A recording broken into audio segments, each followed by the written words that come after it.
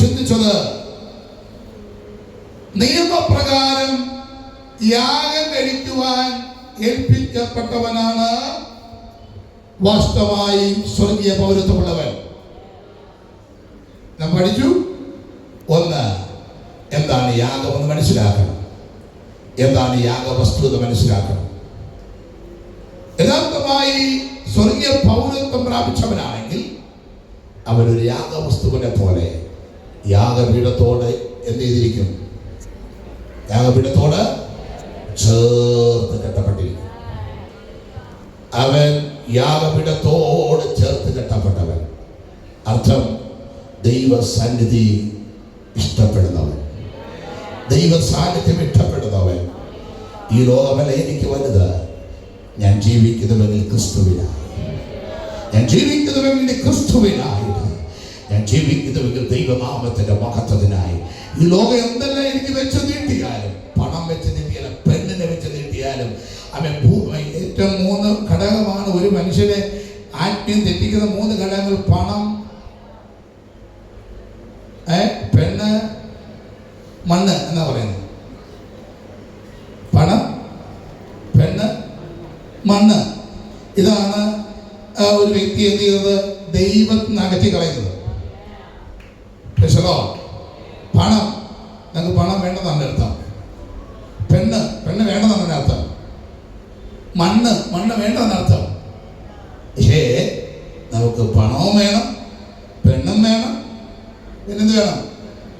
മണ്ണും വേണം. അതല്ല ദൈവഹിത പ്രകാരമുള്ളത്. ദൈവം എനിക്ക് വേണ്ടി നിയോഗിച്ചത് എൻ്റെ കയ്യിൽ വരും. വിശ്വസിക്കുന്ന എത്ര പേരുണ്ട്? എനിക്ക് വേണ്ടി ദൈവം നിയോഗിച്ചത് തെറ്റാതെ എൻ്റെ പക്കൽ വന്ന് തീരും എന്ന് വിശ്വസിക്കുന്നത് മാത്രം നന്നായി കർത്താവിനെ സ്തുതിച്ചാൽ. നിനക്ക് വേണ്ടി ദൈവം ഒന്ന് നിയോഗിച്ചിട്ടുണ്ടെങ്കിൽ അതിന്റെ പക്കൽ വന്ന് തീരിക്കും. നീ അതിന്റെ പുറകെ പോകണ്ട.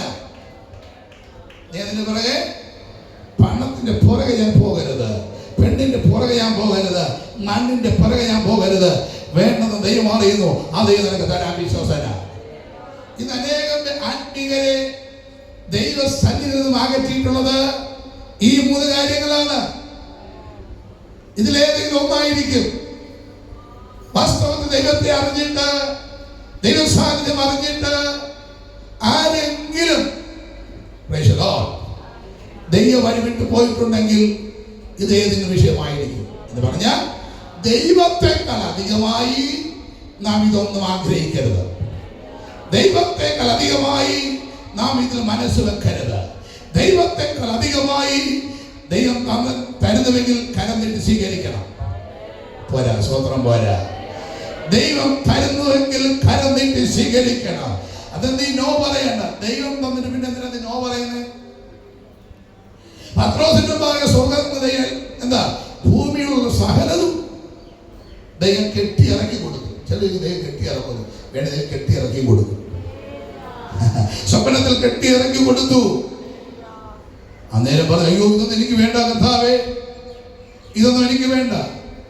അപ്പോൾ ദൈവം പറഞ്ഞു, ദൈവം നിനക്ക് തന്നത്, ദൈവം വിശുദ്ധീകരിച്ചതിനെ നീ അതിനെ അശുദ്ധമെന്ന് കാണരുത്.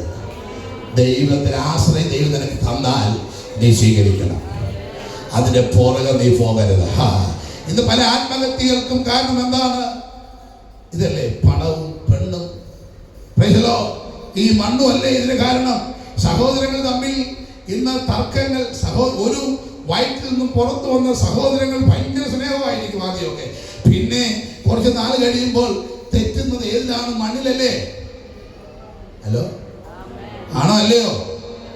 മണ്ണിൽ. എന്നാൽ മണ്ണിന്റെ പേര് പറഞ്ഞും തെറ്റാൻ ഒരു ആത്മീയത പാടില്ല. ആമേൻ. അതങ്ങനെ ആയിക്കൊള്ളട്ടെ എന്ന് പറഞ്ഞിരിക്കണം. അങ്ങനെ തെറ്റിക്കുന്ന മണ്ഡലങ്ങളുടെ നടുവിൽ നാം തെറ്റാനുള്ളവരല്ല. ദൈവനെ വിളിച്ചിരിക്കുന്ന നിലനിൽക്കാൻ വേണ്ടിയാണ്. ഞാൻ തെറ്റിപ്പോകുന്നവനല്ല, നിൽക്കുന്നവനാണ്, നിലനിൽക്കുന്നവനാണ്. അത് മനസ്സിലാകുന്ന മാത്രം കരമടിച്ചത് കർത്താവിനെ സ്തുതിച്ചാണ്. നിന്നെ തെറ്റിക്കാൻ പൈശാചികൻ പല നിലകളിൽ പ്രതികൂലങ്ങൾ കൊണ്ടുവരുമ്പോൾ നീയും ഞാനും തെറ്റാനുള്ളവനല്ല. ഞാനും നീയും എവരെ നിൽക്കേണ്ടവരാണ്. അപ്പോൾ യാഗപീഠത്തോട് ചേർത്ത് കെട്ടപ്പെട്ട് കഴിഞ്ഞാൽ അർത്ഥം ഇനി എന്റെ ഇഷ്ടമല്ല ദൈവമേ അങ്ങയുടെ ഇഷ്ടമെന്ന് നിറവേറട്ടെ. ഇന്ന വിഷയത്തിൽ എന്റെ ഇഷ്ടമല്ല അങ്ങയുടെ ഇഷ്ടം നിറവേറട്ടെ. എന്റെ തലമുറയുടെ വിഷയത്തിൽ എന്റെ ഇഷ്ടമല്ല അങ്ങയുടെ ഇഷ്ടം നിറവേറട്ടെ. എന്റെ വിദ്യാഭ്യാസത്തിൽ എന്റെ ഇഷ്ടമല്ല അങ്ങയുടെ ഇഷ്ടം നിറവേറട്ടെ. എന്റെ വിവാഹ ജീവിതത്തിൽ എന്റെ ഇഷ്ടമല്ല അങ്ങയുടെ ഇഷ്ടം നിറവേറട്ടെ. എന്റെ ഭാവി ജീവിതത്തിൽ എന്റെ ഇഷ്ടമല്ല അങ്ങയുടെ ഇഷ്ടം നിറവേറട്ടെ എന്ന് പ്രാർത്ഥിക്കാനുള്ളൊരു മനസ്സ് ഒരുവനുണ്ടെങ്കിൽ അവരാണ് സ്വർഗീയ പൗരത്വം പ്രാപിച്ചത്. ആ സ്വർഗീയ പൗരത്വം കിട്ടിയവർക്ക് മാത്രമേ അങ്ങനെ പ്രാർത്ഥിക്കാൻ കഴിയത്തുള്ളൂ. ഇല്ല എനിക്ക് തരണം, എനിക്ക് തന്നേ പറ്റൂ, എനിക്ക് തന്നേ പറ്റൂ, എനിക്ക് തന്നേ പറ്റൂ, അല്ലേ? തരണം. അങ്ങനെ പ്രാർത്ഥിച്ചാൽ ദൈവം തരും, പക്ഷെ നിലനിൽക്കണമെന്നില്ല. അങ്ങനെ പ്രാർത്ഥിച്ചാൽ ദൈവം തരും, പക്ഷെ നിലനിൽക്കണമെന്നില്ല. ഹലോ, ഒരിക്കൽ ജനം ആഗ്രഹിച്ചു ഇസ്രായേലിന് വേണ്ടി ദൈവം നിയോഗിച്ചിരുന്ന, ശ്രദ്ധിക്കണം, ഹലോ, ഇസ്രായേലിന് വേണ്ടി ദൈവം നിയോഗിച്ചിരുന്ന രാജാവ് ആരായിരുന്നു? ദാവീദായിരുന്നു. ദാവീദിനെയാണ് ഇസ്രായേലിന്റെ ആദ്യത്തെ രാജാവാക്കി നിയോഗിക്കാൻ ദൈവത്തിന്റെ പദ്ധതി. പക്ഷേ മനുഷ്യരാണെന്ന് പറഞ്ഞു, ആര് വേണമെന്ന് പറഞ്ഞു? സഹോദരന്മാർ പറഞ്ഞു. സഹോദരന്മാർ പറയുന്നത് മനുഷ്യരെല്ലാവരും കൂടെ, അന്നത്തെ ജനമെല്ലാം കൂടെ പറഞ്ഞു ആരെ വേണമെന്നാണ് ശമൂലിനോട് പറഞ്ഞത്. സഹോദരന്മാർ പറഞ്ഞു, ഒരാൾ പറഞ്ഞു, ഇനി അടുത്ത ആരെങ്കിലും ഒരാൾ പറഞ്ഞു. ദൈവത്തിന്റെ പദ്ധതി ആരായിരിക്കണം ഇസ്രായേലിന്റെ ആദ്യ രാജാവ്? ദാവീദ്. ജനം പറഞ്ഞു ഞങ്ങൾക്ക് ദാവീദിനല്ല, ഞങ്ങൾക്ക് ആരാണ് ആവശ്യമെന്ന് അവൻ ആവശ്യപ്പെട്ടു. ഞാൻ ആവശ്യപ്പെട്ടു. പറ അഭി, പറ.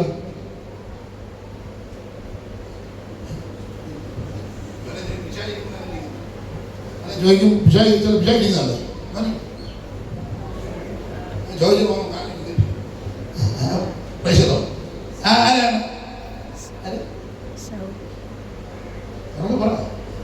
ശൗല.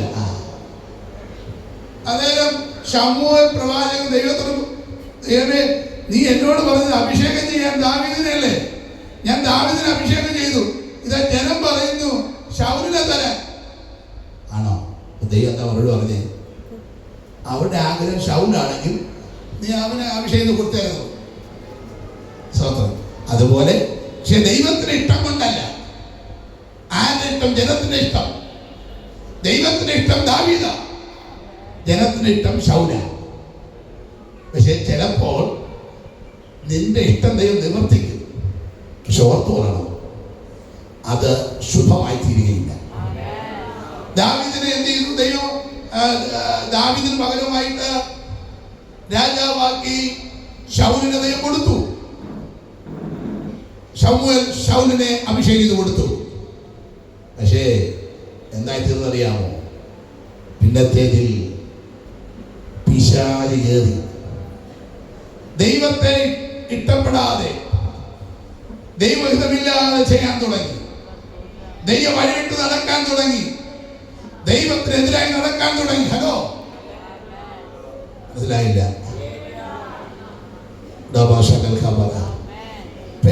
ദൈവം വഴിവിട്ട് നടന്നു, അവസരങ്ങൾ പലത് ലഭിച്ചു. ശമൂന് ഹൃദയം കഠിനമായി. ശമൂന് ഹൃദയം കഠിനപ്പെട്ടു. അവസരം എന്ത് പറ്റി? സഹോദരന്മാർ പറഞ്ഞു, സഹോദരൻ പറഞ്ഞു, അവർക്കറിയാം, എല്ലാം മിടുക്കരാണ്, ലളിതാനിക്കറിയാം. അവസരം എന്ത് പറ്റി? അതിന് പറ, എന്ത് പറ്റി? അതിന് സൗകര്യം സാമ്പാറോട് ഒന്നല്ലേ ഇന്ന് മറുപടി പറയാ.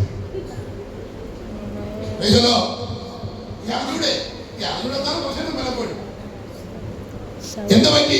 അമ്മി സൗകര്യം ഉറങ്ങ എന്ത് പറ്റി? അവസാനം ശൗൽ രാജാൻ എന്ത് പറ്റി? സൺഡേ സ്കൂളുകളുണ്ട്, ഇരിക്കാൻ ഇരിക്കുക നുണയെന്ന് പറഞ്ഞിരിക്കും. ഇവിടെ കുട്ടികൾക്ക് മുതിർന്നവർക്ക് ഇവിടെ സൺഡേ സ്കൂൾ എടുക്കുന്നുണ്ട്. ദൈവാസം ഇതൊക്കെ പഠിക്കണം, വചനം അറിയണം. എന്ത് പറ്റി ലൈംഗിക സൗകര്യം? വീട്ടിൽ പോ, ആരാ എഴുതിയിട്ട് സ്വോത്രം ആര് പറയാ? ഞാൻ ചോദിക്കുന്നത്, ചെറിയ ചോദിക്കുന്നത്, സ്നേഹമുള്ള ചോദിക്കുന്നത്. എന്ത് ചെയ്തു? ദൈവഹിതമില്ലാതെ അവരാവശ്യപ്പെട്ട രാജാവിന് ദൈവം കൊടുത്തു. അവസാനം എന്ത് പറ്റി? എന്ത് പറ്റി മോളെ? മോള് പറ. സ്വോത്രം പറ, നീ പറ. വേഗം എന്നോട് ചോദിക്കും, ഞാൻ പറയാം എന്ന രീതിയിൽ പറയും. ദുരാത്മാവ് ഞാൻ നേരത്തെ കയറി. അവസാനം എന്ത് ചെയ്തു? സ്വന്തം കയ്യിലെ വാളുകൊണ്ട് കുത്തി സ്വന്തമായി ചത്തു.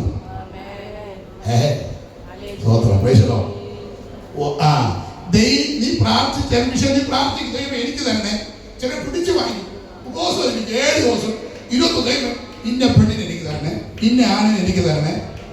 ദൈവം ഇത് നിനക്ക് വേണ്ടിയുള്ളതല്ല കേട്ടോ, ഇത് നിനക്ക് വേണ്ടിയുള്ളതല്ല. പിടിച്ചു വാങ്ങിക്കും, ദൈവം പിടിച്ചു വാങ്ങിക്കും. അതുകൊണ്ട് സ്വർഗീയ പൗരത്വമുള്ളത് പ്രാർത്ഥിക്കുന്നത് ഇത് കഴിക്കുക, ഇത് വേണമെന്നല്ല. കർത്താവ് അങ്ങനെ ഹിതമാണെങ്കിൽ മതി. ഓ, മനസ്സിലായി? സ്തോത്രമില്ല. എത്ര സൗന്ദര്യമുള്ളെങ്കിലും എത്ര കാണാൻ ഭംഗിയുള്ളതെങ്കിൽ ദൈവമേ അങ്ങനെ ഹിതമാണെങ്കിൽ മതി. അപ്പാ, ഞാൻ സ്വർഗീയ പൗരത്വമുള്ളവനാണ്, ഞാൻ ഇവിടത്തെവനല്ല, ഞാൻ സ്വർഗീയ പൗരത്വം. ഓ, സ്വന്തം മനസ്സിലാകുന്നില്ല. അടകമന